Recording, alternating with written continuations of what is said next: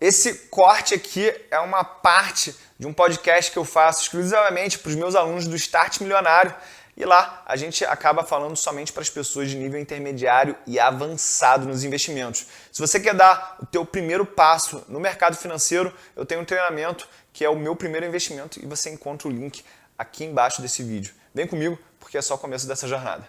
Quando a gente vê uma empresa tendo a sua margem operacional variando 100%, significa que a gente está num setor cíclico, tá? E a ordem para quem está investindo é que tenha cuidado com empresas de setores cíclicos. Porque normalmente quando elas estão com uma relação de preço sobre lucro muito baixa, é quando elas estão na parte alta do ciclo. Por isso que essa relação ela fica muito baixa. Mas em algum momento a gente vai ter ou um prejuízo, uma diminuição dos lucros e vai ter um múltiplo muito alto, né? Só para a gente ter noção aqui do que aconteceu com a Minerva nos últimos 10 anos, ela chegou a ter uma margem negativa de 13,25% em 2015, o ano aí que o dólar estourou, saiu aí de um patamar perto de R$ 3 para R$ 4, e teve uma margem líquida máxima aí nesse período de 4,45% em 2020. Quando a gente está olhando para crescimento, pessoal, a receita cresceu 21,7% nos últimos 10 anos. E quando a gente pega os últimos 5 anos, esse valor fica em 21,6%. O lucro operacional cresceu em média 29% nos últimos 10 anos. Nos últimos 5 anos, esse valor cresceu em média 24%. Já o lucro líquido, ele teve uma média de crescimento aí negativa.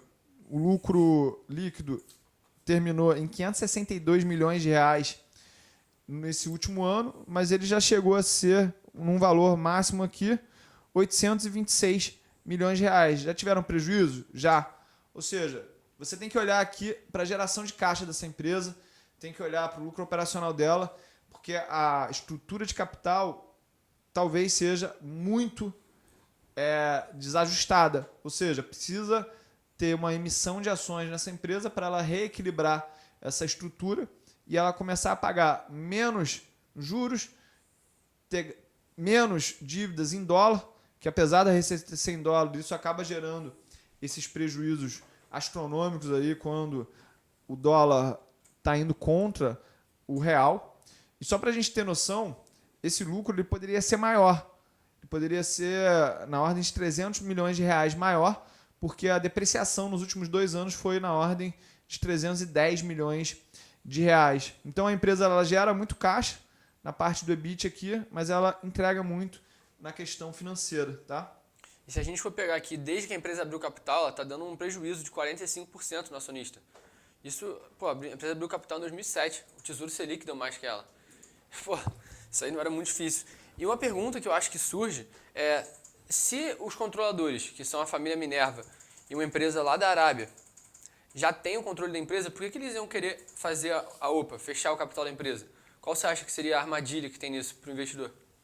Cara, acho que não tem armadilha não. Normalmente quando as empresas tendem a fechar o capital, quando elas estão tendo bons resultados, é porque elas vão destravar um resultado muito gigante. Daqui para frente o mercado não está enxergando isso, ou o próprio mercado não está conseguindo avaliar a empresa da maneira correta, né?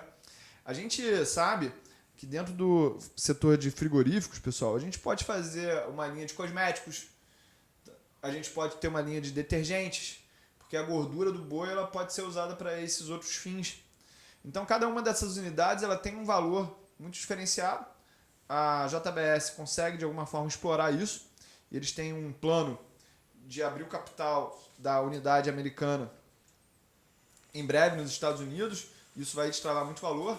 Já no caso da Minerva, ela está com uma posição sólida na América do Sul. Só que aqui tem tanto problema político que acaba tendo um desconto maior nessas empresas.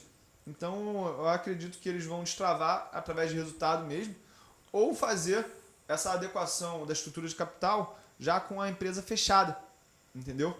E isso vai destravar o valor, porque atualmente esse excesso de dívidas ele faz com que o risco percebido da empresa seja muito alto, a taxa de desconto fica muito alta, então esses fluxos futuros que a gente está vendo, eles são descontados por um risco muito alto.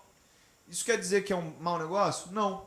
Quer dizer que se você segurar durante tempo suficiente essa empresa, você vai se apropriar dessa taxa de risco aí. E é assim que você tem altos retornos, assumindo altos riscos.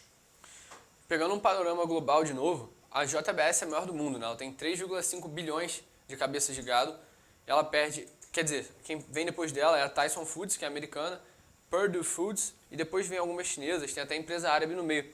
Eu acho que dentro do controle da própria Minerva, ter um grupo árabe já é um sinal de que os estrangeiros estão de olho no que eles podem extrair dessa empresa. E a própria TSN, que é a Tyson Foods, uma empresa negociada lá no exterior, tem um valor de 30 bi de dólares. Ou seja, ela é menor que a JBS, vale mais que ela. A gente também tem o case da Beyond Meat, que é uma empresa aí que quase não produz nada e já vale muito, como se fosse a Tesla do mercado dos frigoríficos, né? Boa comparação. Então, acho que o panorama global deixa claro que é uma empresa que tem potencial, mas ao mesmo tempo a grande dúvida é, pô, mas para onde ela vai se expandir? Exatamente.